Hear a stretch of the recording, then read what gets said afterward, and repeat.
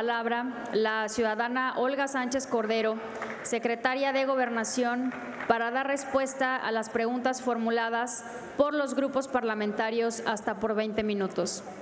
Muchas gracias, presidente.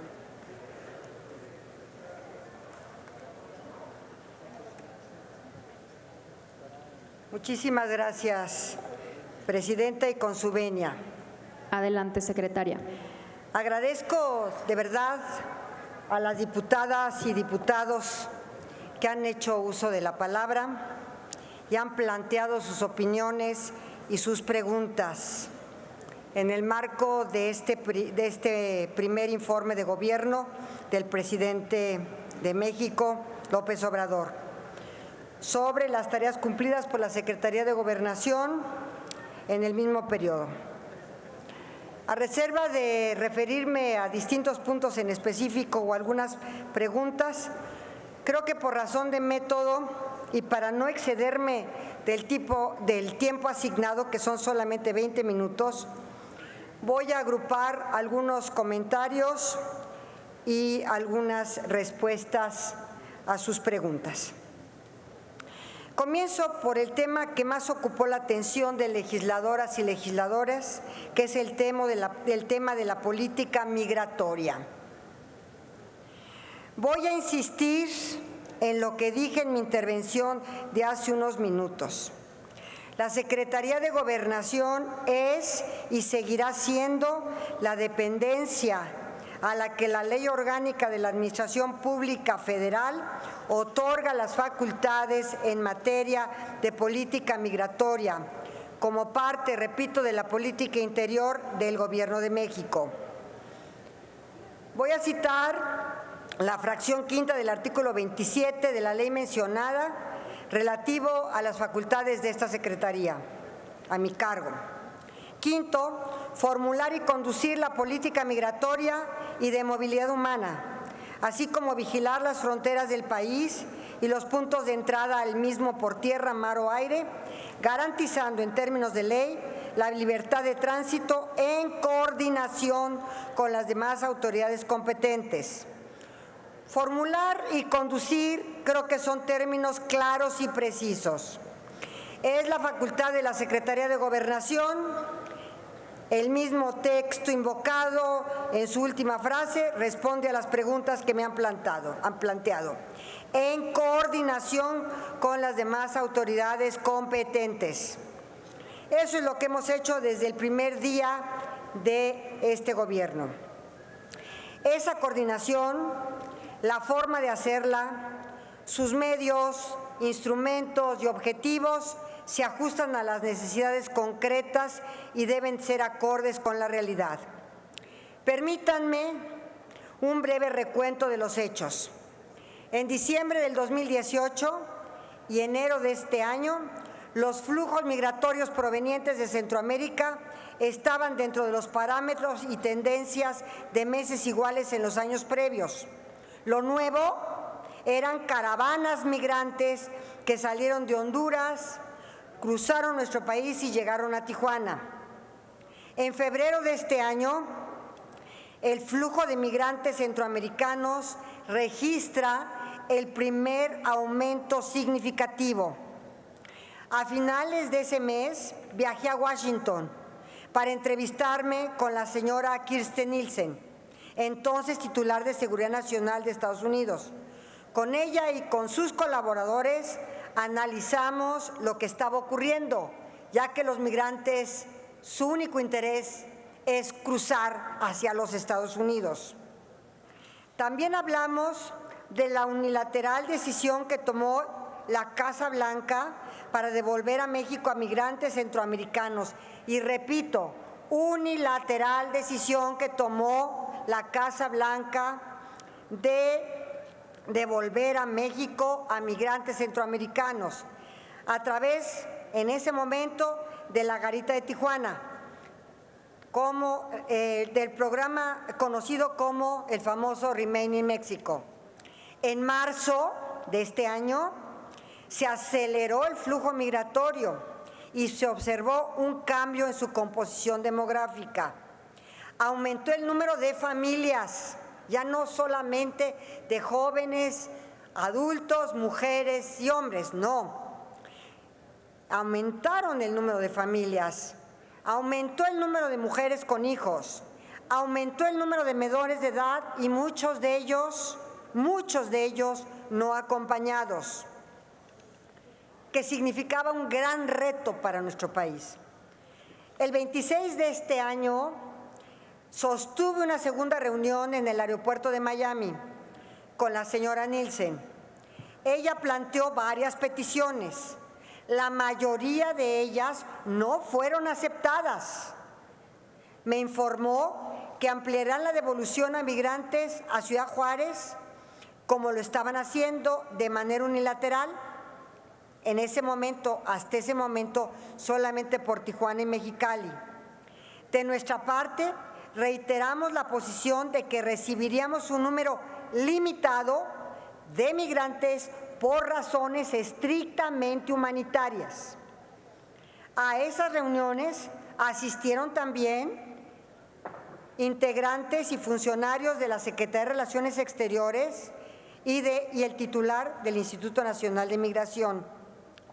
En abril y en mayo, el flujo alcanzó un número sin precedentes, lo que se reflejó en las detenciones de migrantes en Estados Unidos. 144,000 detenciones realizó Estados Unidos. Fue entonces que la presión de la Casa Blanca sobre México se agudizó con las amenazas que bien conocen ustedes. Cambió la realidad, cambió la coordinación.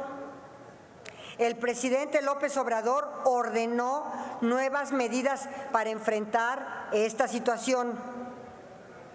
Ahora hay otro cambio que esperamos se mantenga en el futuro inmediato. El número de migrantes centroamericanos ya disminuyó significativamente. En septiembre, el número de detenciones de centroamericanos y de otras nacionalidades por la patrulla fronteriza volvió a disminuir. Solo fueron 28,000. Sin embargo, fue un número similar de mexicanos que también cruzaron Estados Unidos. Cerca de 24,000 mexicanos. El problema es ahora el cambio en la política de asilo de los Estados Unidos, que de llevarse a cabo, en mi opinión, podría provocar una crisis migratoria sin precedentes, ya que si ese cambio se convierte en ley, ese país que históricamente, junto con Europa, el principal destino de migraciones, va a cerrar sus puertas y va a dejar solo una rendija por la que intentarán pasar decenas de miles de migrantes, en mi opinión, creará una auténtica crisis. México tiene que prepararse entonces para pasar de ser un país de tránsito para la migración centroamericana para convertirse en un país de destino, ya no de tránsito. Ese cambio, por supuesto, requiere la coordinación, como lo estableció el presidente en esta comisión, de al menos 8 secretarías de Estado y de 8 organismos, empezando por el Instituto Nacional de Migración. Tenemos que saber que para México el fenómeno migratorio puede convertirse en un refugio masivo de personas a las que tendríamos que brindar muchos de los servicios de salud, educación, trabajo, etcétera. Pero invoco en este momento la historia y la tradición de México. México ha sido siempre un país de refugio y un país de asilo. Quiero también señalar en esta situación de migración un ejemplo que va a ser internacional del estado de Coahuila y concretamente de la ciudad de Saltillo, que no solamente ha sido un estado refugio, sino que hoy en día es un estado que ha brindado empleo a cientos de migrantes y que ha sido observado por ACNUR, y que este ejemplo y este experimento y esta experiencia de Saltillo se va a llevar a la Organización de Naciones Unidas y concretamente a la próxima reunión de Nairobi en materia de refugio y de asilo. Por supuesto que en muchas de las declaraciones del presidente Trump tenemos que entender que él está en campaña y que ya en este momento ya están en campaña para el próximo año los diversos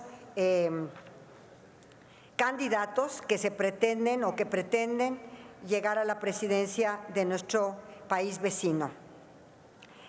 Por supuesto que empezamos a tener un tema de xenofobia hacia los migrantes, pero quiero decirles que concretamente en CONAPRED, cuya titular es Alejandra Haas, está llevando medidas muy importantes al sureste de México y al norte para desterrar de una vez por todas la xenofobia y la discriminación.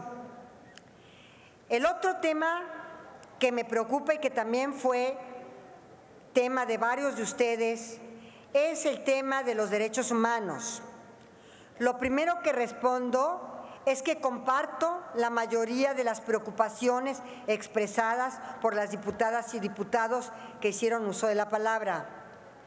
Conocer la historia debe servir para no repetir errores, o al menos para intentar no hacerlo. Los errores del pasado no pueden borrarse, pero nos sirven para no cometerlos de nuevo. La formación de los cuerpos de seguridad, a los que apostamos, debe tener como pilares fundamentales el artículo 21 de nuestra Constitución.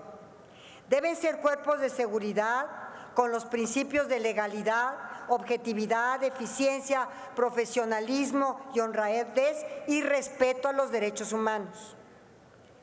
Hemos dado un gran paso y esta Cámara de Diputados jugó un papel destacado con la aprobación de la Ley sobre el uso de la fuerza, que forma parte del paquete de leyes asociados a la creación y a la operación de la Guardia Nacional. Sí sabemos y todos conocemos que existen violaciones a los derechos humanos y al debido proceso por parte de policías y de agentes ministeriales, federales y locales. Tendremos que actuar para que eso se corrija pronto y decididamente. Tenemos una coincidencia de fondo.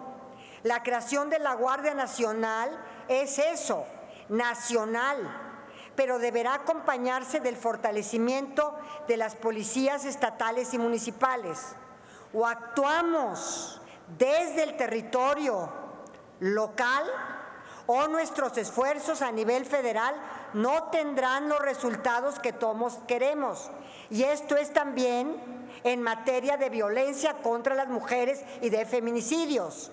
Tenemos que actuar desde lo local, desde el territorio, desde el municipio, porque a nivel federal no tendremos los resultados que todos queremos si no actuamos desde el territorio, con las policías municipales y con las policías estatales.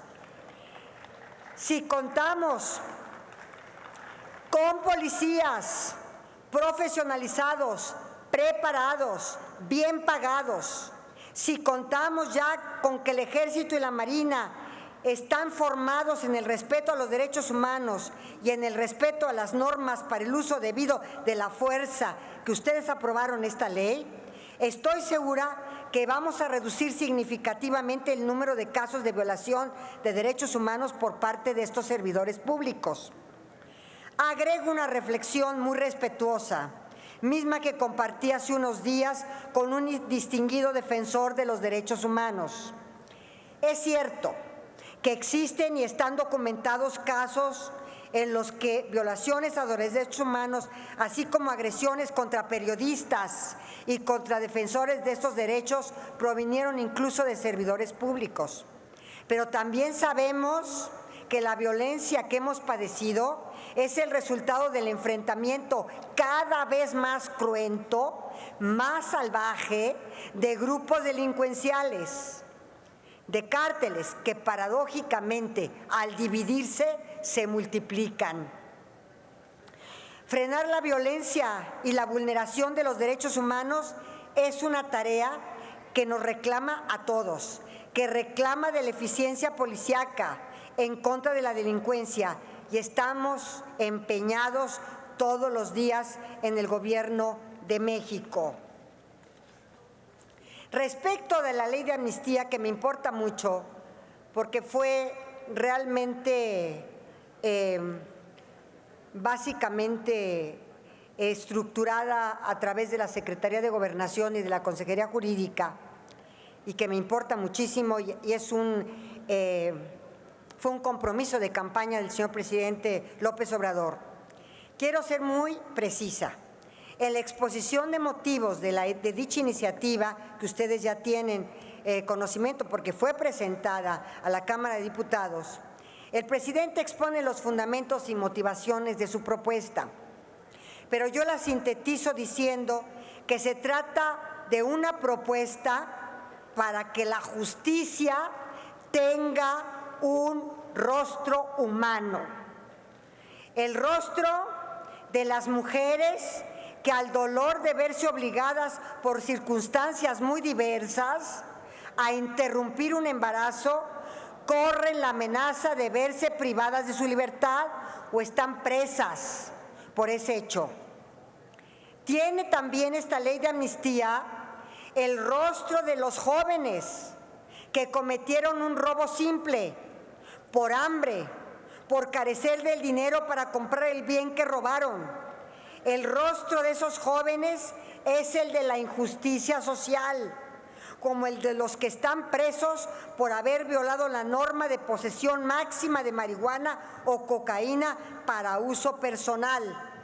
Pero reitero, esta posesión no significa comercialización ni narcomenudeo, es posesión de los jóvenes, única y exclusivamente. Esta ley de amnistía tiene el rostro de la mujer que intentó introducir droga a un penal para que su esposo concubinario, o de las mujeres utilizadas por los narcotraficantes para transportar drogas. Este es el rostro que tiene esa ley de amnistía. Es el rostro de la indígena presa o del indígena preso porque en su parcela sembraron marihuana o amapola o fue obligado a cuidar esos cultivos. Y además, cuando fue juzgado, no contó con un intérprete para entender de qué se le acusaba. Es el rostro de la injusticia de esos jóvenes, mujeres, indígenas, presos por cometer delitos que bien cabe calificar como producto de la pobreza, de la marginación, de la carencia de lo básico y de la ausencia de oportunidades. La amnistía, y lo dejo bien claro, no se otorgará a quienes hayan cometido delitos graves, como homicidio, como secuestro, como lesiones graves o quien haya hecho uso de armas de fuego por los hechos por los que se encuentran presos. Quiero decirles también que tenemos ya una unidad de apoyo al sistema de justicia trabajando en los proyectos y diseño de acciones para que una vez aprobada esta ley por el Honorable Congreso de la Unión, si tienen a bien aprobarla, esta iniciativa presidencial, sus beneficios se concreten a la mayor brevedad posible. Esa unidad también apoyará la creación, por cierto, de nuevos tribunales laborales, como un compromiso de México en el TEMEC. producto de las reformas a la nueva Ley Federal del Trabajo. Y quiero dejar también muy claro en las referencias de las relaciones Estado e Iglesia. Vuelvo a informar que en este tema no existe, no hay en curso, ni habrá propuesta presidencial para modificar ni el marco constitucional ni legal en esta materia. El legado de Juárez es uno de los pilares de la República. Lo ha dicho el presidente Andrés Manuel López Obrador. Juárez separó el poder del Estado de cualquier influencia religiosa. Estado laico y separación del Estado y las iglesias son principios pétreos, inamovibles de nuestro sistema constitucional. Y para que no quepa duda, en relación al asunto de las concesiones de radio o televisión a iglesias, cumplimos con lo establecido en el artículo 16 de la Ley de Asociaciones Religiosas y Culto Público. Pero cabe precisar que las concesiones de estos medios las otorga el IFETEL, no la Secretaría de Gobernación. Hoy, la tarea que encabeza el presidente López Obrador es de separar el poder económico del poder político. Tener un Estado que represente a todos los mexicanos y mexicanas, que guíe sus políticas por los intereses populares y nacionales. Esta es la cuarta transformación. Tengo otros temas, pero seguramente ya prácticamente no tengo el tiempo necesario, pero me gustaría nada más decir lo siguiente. Por supuesto que estamos empeñadas en básicamente hacer las declaratorias de violencia de género contra las mujeres, pero necesitamos revisar el mecanismo que se active frente a una creciente violencia contra las mujeres, ya sea por violencia familiar, por violencia sexual, desaparición de niñas y mujeres o su más extrema violencia, que es el feminicidio. Pero hay que revisar su implementación. Esto es muy importante y lo haremos con grupos de trabajo de expertas que están ya convocándose a través de la Secretaría de Gobernación. Son medidas transitorias y las entidades federativas junto con los municipios, en este caso las alcaldías, deben destinar recursos humanos, materiales y financieros para el cumplimiento. Ya tenemos 19 alertas declaradas en 18 entidades federativas, casi todas por violencia, feminicidio y una sola por agravio comparado, a las cuales de manera puntual y permanente se les da seguimiento. Sin embargo, tenemos ya, y se trata de 410 municipios alertados, equivale al 10.5% del país. La intención es trabajar en acciones preventivas de atención y sanción que más que estar declarando alertas, su implementación y trabajar a nivel municipal con estos programas que hemos denominado, entre otros, los centros de justicia y, desde luego, las puertas violetas. Vamos a seguir con las alertas, sí. Ya tenemos también, como ustedes saben, un programa en 3 municipios muy importantes, Ciudad Juárez, Naucalpan y otro del Estado de México, del Spotlight, que estamos trabajando constantemente en esto. Ya hay 5 procedimientos abiertos de solicitud de violencia de género, en Guerrero por agravio comparado, en el Estado de México por desaparición de niñas y mujeres, en Chihuahua y Sonora 2 y en la Ciudad de México 2. Estas 6 últimas por violencia feminicida. Creo que ya se me terminó el tiempo, pero con muchísimo gusto en las preguntas que siguen haré yo la respuesta correspondiente. En materia educativa, la CEGOP participó en el desarrollo de las mesas de diálogo con diversos actores involucrados, pero ya vino el señor secretario de Educación y expuso lo que a su derecho y su participación correspondió, y es el que tiene las facultades sustantivas en la materia. Muchas gracias por su atención.